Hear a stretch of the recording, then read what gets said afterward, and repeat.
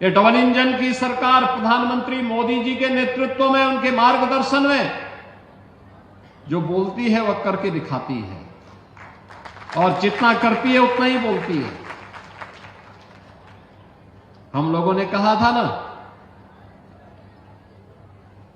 कि रामलला हम आएंगे, मंदिर वहीं बन गया ना, मंदिर अयोध्या में। कोई संदेह है?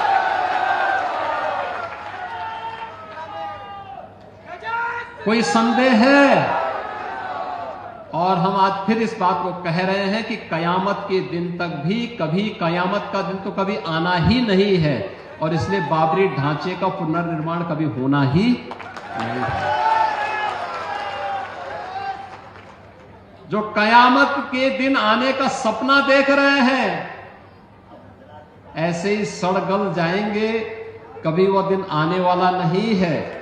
और उनके सपनों को ऐसे ही हम अपनी विरासत को सम्मान देते हुए, भारत की गौरवशाली परंपरा को, सनातन धर्म की इस परंपरा को, जैसे प्रधानमंत्री जी ने 25 नवंबर को अयोध्या धाम में आकर के सनातन के प्रतीक श्री राम मंदिर में भव्य केसरिया ध्वज का आरोहण किया था, ये केसरिया ध्वज हमेशा ही भारत के इस गौरव को, सनातन के इस गौरव को आगे बढ़ाने का कार्य इसी मजबूती के साथ करेगा।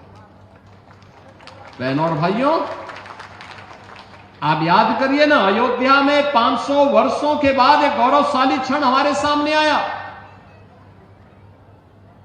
इन 500 वर्षों में अनेक राजा महाराजा आए,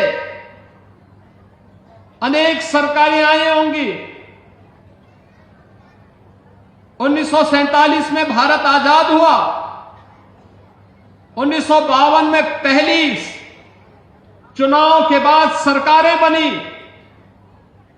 लगातार हर चुनाव के बाद सरकारें बनती थी, फिर चुनाव होते थे, सरकारें बनती थी। अयोध्या